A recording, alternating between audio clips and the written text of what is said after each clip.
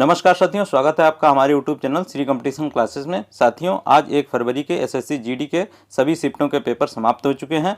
तो आइए साथियों देखते हैं कि आज की चारों शिफ्ट में कौन कौन से क्वेश्चन पूछे गए और उनका सटीक आंसर क्या है। पहला प्रश्न है, वर्ष 1928 में किस स्थान पर हिंदुस्तान सोशलिस्ट रिपब्लिक एसोसिएशन की स्थापना हुई थी? तो इसका आंसर हो जाएगा साथियों, दिल्ली के फिरोज शाह कोटला में 1928 में हिंदुस्तान सोशलिस्ट रिपब्लिक एसोसिएशन की स्थापना हुई थी और इसके संस्थापक सदस्य कौन थे? चंद्रशेखर आज़ाद, भगत सिंह एवं सुखदेव सिंह थे। इसी प्रकार साथियों, हिंदुस्तान रिपब्लिक एसोसिएशन की स्थापना कब हुई थी? तो ये हुई थी अक्टूबर 1924 में। और कहाँ हुई थी? कानपुर में हुई थी। संस्थापक इसके कौन? सचिंद्र सान्याल, राम प्रसाद बिस्मिल, चंद्रशेखर आज़ाद, जोगेश चंद्र चटर्जी। अगला प्रश्न है, पीएम किसान सम्मान निधि योजना का उद्घाटन किसने और कब किया? तो इसका आंसर हो जाएगा 24 फरवरी 2019 को प्रधानमंत्री नरेंद्र मोदी जी द्वारा पीएम किसान योजना का गोरखपुर जो कि उत्तर प्रदेश में है, शुभारंभ किया गया था। इस योजना के तहत लघु एवं सीमांत किसानों को 6,000 रुपये प्रतिवर्ष 3 किस्तों में देने का वादा किया गया था और अभी ये मिल भी रही हैं। साथियों, पहली इसकी जो क्राइटेरिया थी वो लघु एवं सीमांत किसानों तक ही सीमित थी, यानी कि जिनके पास 5 एकड़ से कम भूमि थी वही इस योजना के लिए पात्र थे। परंतु बाद में अधिकतम सीमा को हटा दिया गया है। अब कोई भी इसकी अधिकतम सीमा नहीं है। और यहाँ पर परिवार का जो तात्पर्य होता है वो पति पत्नी एवं नाबालिग बच्चे से है, यानी कि इन तीनों में से कोई एक व्यक्ति इस योजना का पात्र हो सकता है। अगला क्वेश्चन है, यूपीएससी के अध्यक्ष का कार्यकाल कितना होता है? तो इसका आंसर हो जाएगा 6 साल या 65 वर्ष, जो भी पहले हो। ठीक है। वर्तमान में संघ लोक सेवा आयोग के अध्यक्ष कौन है? तो इसका आंसर हो जाएगा डॉक्टर मनोज सोनी, वर्तमान में संघ लोक सेवा आयोग के अध्यक्ष हैं। यूपीएससी के गठन का उपबंध किस अनुच्छेद में वर्णित है? अनुच्छेद 315 में। और प्रथम महिला आईएएस कौन थी? अन्ना जॉर्ज। अगला प्रश्न है, सागा दावा फेस्टिवल सिक्किम में कौन से धर्म के लोग मनाते हैं? तो इसका आंसर हो जाएगा बौद्ध धर्म के लोग सागा दावा फेस्टिवल को सिक्किम में मनाते हैं। इसी प्रकार साथियों देखते हैं, इको रिट्रीट उत्सव, धनु यात्रा, बाली यात्रा ये कहाँ आयोजित की जाती हैं? उड़ीसा में। इसी प्रकार फ्लेमिंगो फेस्टिवल आंध्र प्रदेश में, मोत्सु उत्सव नागालैंड में, जल्लीकट्टू तमिलनाडु में। और ये क्या है? सांड को काबू करने वाला एक खेल है। अगला प्रश्न है, हर्षवर्धन और पुलकेशन द्वितीय के बीच युद्ध किस नदी पर हुआ? तो इसका आंसर हो जाएगा नर्मदा नदी पर इन दोनों के बीच युद्ध हुआ था और इसमें हर्ष की पराजय हुई थी। अगला प्रश्न है, हरित क्रांति में किस फसल के उत्पादन पर बल दिया गया था? तो इसका आंसर हो जाएगा गेहूं एवं चावल के उत्पादन हरित क्रांति में प्रमुख बल दिया गया था। और हरित क्रांति कब प्रारंभ हुई थी? 1967 से 68 के बीच में ये प्रारंभ हुई थी। भारत में प्रवर्तक कौन है हरित क्रांति का? तो आंसर हो जाएगा MS स्वामीनाथन और विश्व में नॉर्मन बोरलांग। अगला प्रश्न है, 10वीं पंचवर्षीय योजना कब से कब तक रही? तो इसका आंसर हो जाएगा सन 2002 से 2007 के बीच 10वीं पंचवर्षीय योजना का कार्यकाल रहा। इस योजना के दौरान साक्षरता दर में 75% की वृद्धि हुई थी और इसका लक्षित विकास दर कितनी थी? 8%, परंतु प्राप्ति कितनी हुई थी? 7.6%। योजना आयोग का अध्यक्ष कौन होता है? तो साथियों, जो भी वर्तमान में प्रधानमंत्री होता है वो योजना आयोग का पदेन अध्यक्ष हो जाता है। वर्तमान में योजना आयोग के उपाध्यक्ष कौन है? तो इसका आंसर हो जाएगा सुमन के बेरी। अगला प्रश्न है, दूसरे एशियाई खेलों का आयोजन कब हुआ था? तो इसका आंसर हो जाएगा 1982 में दूसरे एशियाई खेलों का आयोजन हुआ था। और प्रथम एशियाई खेलों का आयोजन कब हुआ था? 1951 में। कहाँ हुआ था? भारत में। भारत ने इसकी मेजबानी की थी। अगला प्रश्न है, बिहू किस राज्य का लोक नृत्य है? तो इसका आंसर हो जाएगा बिहू असम राज्य का लोक नृत्य है। और यहाँ पर यानी असम में पूरे वर्ष में 3 बिहुओं का आयोजन किया जाता है। ठीक है। पहला बिहू बोहाग बिहू जो कि बैसाख में मनाया जाता है, माघ बिहू माघ महीने में और अंतिम कटी बिहू कार्तिक महीने में। अगला प्रश्न है, NPR का पूर्ण रूप क्या है? तो इसका आंसर हो जाएगा NPR का पूर्ण रूप राष्ट्रीय जनसंख्या रजिस्टर है, यानी कि नेशनल पॉपुलेशन रजिस्टर। अगला प्रश्न है, संक्रामक रोग कौन से होते हैं? तो साथियों संक्रामक रोग वे रोग होते हैं जो एक दूसरे के संपर्क में आने से रोग जनित कारकों जैसे प्रोटोजोआ, कवक, जीवाणु, वायरस आदि से फैलते हैं, उन्हें संक्रामक रोग कहते हैं। उदाहरण स्वरूप मलेरिया, टाइफाइड, चेचक आदि।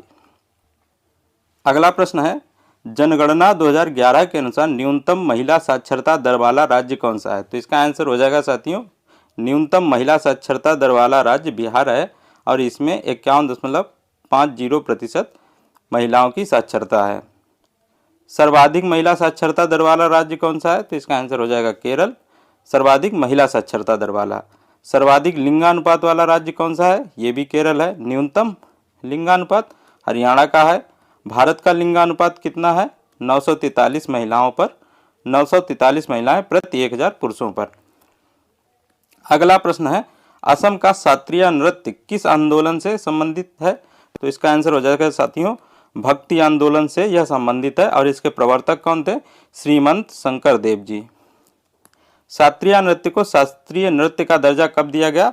2000 में दिया गया, ठीक है, सन 2000 में। अन्य राज्यों से संबंधित कुछ प्रमुख लोक नृत्य देख लेते हैं।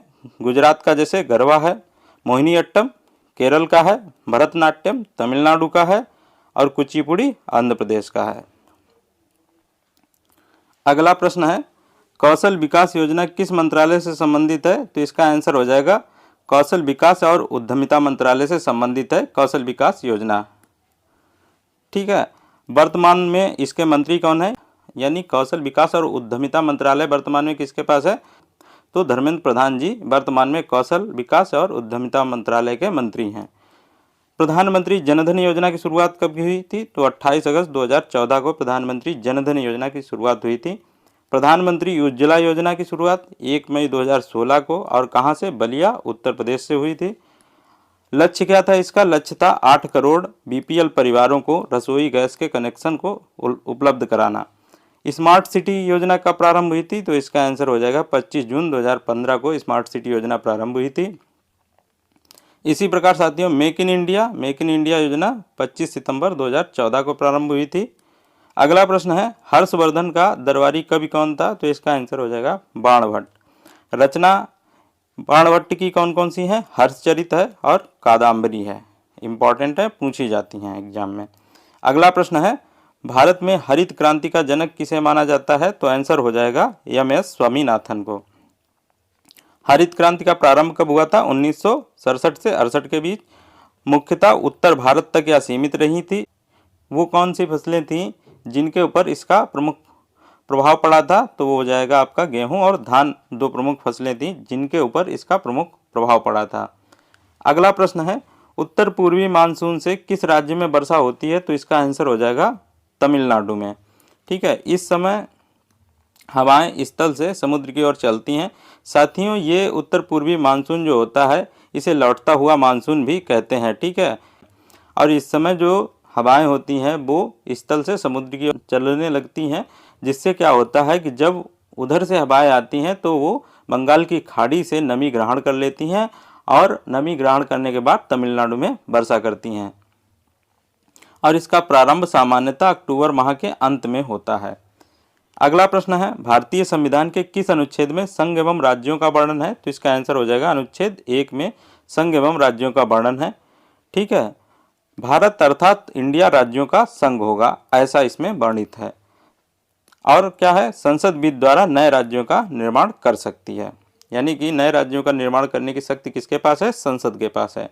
अगला प्रश्न है, सदन चलाने के लिए कम से कम कितने सदस्यों की उपस्थिति आवश्यक है? तो इसका आंसर हो जाएगा सदन के कुल सदस्यों का 10% कोरम होता है, ठीक है। लोकसभा के लिए ये 55 है और राज्यसभा के लिए ये 25 है। अगला प्रश्न है, भागीरथी और अलकनंदा कहाँ पर मिलती हैं? तो इसका आंसर हो जाएगा देवप्रयाग में भागीरथी और अलकनंदा मिलती हैं। इसी प्रकार से साथियों विष्णु प्रयाग में अलकनंदा और धौलीगंगा, कर्णप्रयाग में अलकनंदा और पिंडार, रुद्रप्रयाग में अलकनंदा और मंदाकिनी। गंगा नदी को बांग्लादेश में किस नाम से जाना जाता है? तो आंसर हो जाएगा पद्मा नाम से। अगला प्रश्न है, अनुच्छेद 22 किससे संबंधित है? तो इसका आंसर हो जाएगा अनुच्छेद 22 कुछ दशाओं में गिरफ्तारी और निरोध से संरक्षण प्रदान करता है। ठीक है, इसमें क्या है, गिरफ्तारी किए गए व्यक्ति को गिरफ्तारी का कारण जानने का अधिकार होता है। ठीक है, अपने पसंद के वकील से मामला कोर्ट में प्रस्तुत करने का अधिकार होता है, यानी कि जो भी व्यक्ति शक के आधार पर गिरफ्तार किया गया है वो अपना कोई भी चुनिंदा वकील कर सकता है अपनी पसंद का। और इसमें क्या है, 24 घंटे में निकटतम मजिस्ट्रेट के सामने उस व्यक्ति को प्रस्तुत करना रहता है मजिस्ट्रेट के समक्ष। ठीक है, इसमें फिलहाल आने जाने का समय काउंट नहीं होता है। शक के आधार पर गिरफ्तार करने की अधिकतम सीमा कितनी है, 2 माह। यानी किसी भी व्यक्ति को अगर शक के आधार पर पुलिस ने गिरफ्तार कर लिया है तो उसे कितने दिनों तक गिरफ्तार रखा जा सकता है, अधिकतम 2 माह तक। पहले ये सीमा 3 माह थी, 44वें संविधान संशोधन द्वारा इसे कम किया गया। अगला प्रश्न है, अर्थशास्त्र का जनक किसे कहा जाता है, तो इसका आंसर हो जाएगा एडम स्मिथ को। और एडम स्मिथ की जो प्रसिद्ध पुस्तक है द वेल्थ ऑफ नेशन, ठीक है, यह कई बार एग्जाम में पूछी गई है, इसलिए आप इसको याद कर लें। भारत की अर्थव्यवस्था कैसी है, मिश्रित अर्थव्यवस्था है। मिश्रित अर्थव्यवस्था का मतलब क्या होता है कि संसाधनों पर निजी एवं सार्वजनिक क्षेत्र, यानी सार्वजनिक क्षेत्र का मतलब राज्य, दोनों का नियंत्रण होता है मिश्रित अर्थव्यवस्था में। अगला प्रश्न है, जुलाई 2022 में भारत के नए राष्ट्रपति कौन बने, तो इसका आंसर हो जाएगा साथियों, जुलाई 2022 में द्रौपदी मुर्मू भारत की नई राष्ट्रपति बनी। ये भारत की पहली आदिवासी महिला राष्ट्रपति हैं। ठीक है, भारत के राष्ट्रपति का वर्णन किस अनुच्छेद में है, अनुच्छेद 52 में राष्ट्रपति के पद का वर्णन है। संघ की कार्यपालिका शक्ति किसमें निहित होती है, राष्ट्रपति में नियुक्त होती है। और ऐसा वर्णन किस अनुच्छेद में है, अनुच्छेद 53 में। अगला प्रश्न है, किस खेल की लंबाई 22 गज होती है, तो साथियों आंसर हो जाएगा इसका क्रिकेट। क्रिकेट के खेल की लंबाई 22 गज होती है। इसी प्रकार हॉकी के मैदान की बात करें साथियों, हॉकी भारत का राष्ट्रीय खेल है और हॉकी के मैदान की लंबाई 100 गज या 91.40 मीटर होती है। इसी प्रकार चौड़ाई 60 गज या 55 मीटर। और गोल पोस्ट की ऊंचाई कितनी होती है हॉकी की, तो 2.14 मीटर। अगला प्रश्न है, कैल्शियम कार्बोनेट का रासायनिक सूत्र क्या होता है, तो इसका आंसर हो जाएगा CaCO3। ठीक है, चूना का रासायनिक सूत्र, कली चूना का CaO, कास्टिक सोडा का NaOH और खाने वाले सोडा का NaHCO3। अगला प्रश्न है, अप्रत्यक्ष कर कौन से होते हैं, तो साथियों वे सभी कर जिनका भुगतान प्रत्यक्ष रूप से नहीं किया जाता है। ठीक है, उदाहरण स्वरूप बिक्री कर, उत्पाद शुल्क, सेवा कर आदि अप्रत्यक्ष कर हैं। साथियों GST कब लागू हुआ था, तो GST 1 जुलाई, GST का फुल फॉर्म क्या होता है, गुड्स एंड सर्विस टैक्स। यह 1 जुलाई 2017 को लागू हुआ था। कौन से संविधान संशोधन द्वारा, 101वें संविधान संशोधन द्वारा। अगला प्रश्न है, ग्रीष्मकालीन ओलंपिक 2020 में सबसे ज़्यादा स्वर्ण पदक किसने जीते थे, तो आंसर हो जाएगा संयुक्त राज्य अमेरिका ने 113 पदक टोटल जीते थे। उसके बाद चीन ने 89 पदक। अगला प्रश्न है, भारत का नया CDS किसे नियुक्त किया गया है। ठीक है, CDS का मतलब चीफ ऑफ डिफेंस स्टाफ। और वर्तमान में कौन है chief of defence staff, Anil Singh Chauhan. इसी प्रकार साथियों जो 2022 में नई नियुक्तियां हुई हैं उनको देख लेते हैं जरा। अटॉर्नी जनरल कौन है, R Venkat Ramani. Chief of defence staff Anil Chauhan बता ही दिए। सेना प्रमुख कौन है, जनरल मनोज पांडे। वायुसेना प्रमुख एयर प्रमुख मार्शल BR चौधरी। और नौसेना प्रमुख एडमिरल R हरि कुमार। प्रमुख चुनाव आयुक्त राजीव कुमार हैं। और प्रथम कौन थे, सुकुमार सेन। प्रमुख सूचना आयुक्त कौन है इस समय, यशवर्धन सिन्हा हैं। भारत के नियंत्रक एवं महालेखा परीक्षक कौन है इस समय, श्री गिरीश चंद्र मुर्मू। केंद्रीय सतर्कता आयुक्त कौन है, श्री सुरेश एन पटेल। अब साथियों सामान्य हिंदी के प्रश्न देख लेते हैं। पहला प्रश्न है, बिजली का पर्यायवाची, तो बिजली का पर्यायवाची साथियों हो जाएगा दामिनी, चंचला, क्षण प्रवाह आदि। अगला, आग में घी डालना मुहावरे का अर्थ क्या है, तो क्रोध भड़काना। अगला प्रश्न है, आकर्षण का विलोम विकर्षण। अगला प्रश्न, विभाकर का पर्यायवाची, तो इसका आंसर हो जाएगा विभाकर का पर्यायवाची निशाकार, सोम, सस्य आदि। साथियों इस वीडियो में इतना ही, मिलते हैं नेक्स्ट वीडियो में। तब तक के लिए नमस्कार, बहुत बहुत धन्यवाद। यदि चैनल पर नए हैं तो चैनल को सब्सक्राइब कर लें, लाइक कर लें एवं शेयर करें। और यदि कोई क्वेश्चन है, कोई क्यूरी है तो कमेंट सेक्शन में जाके कमेंट करें।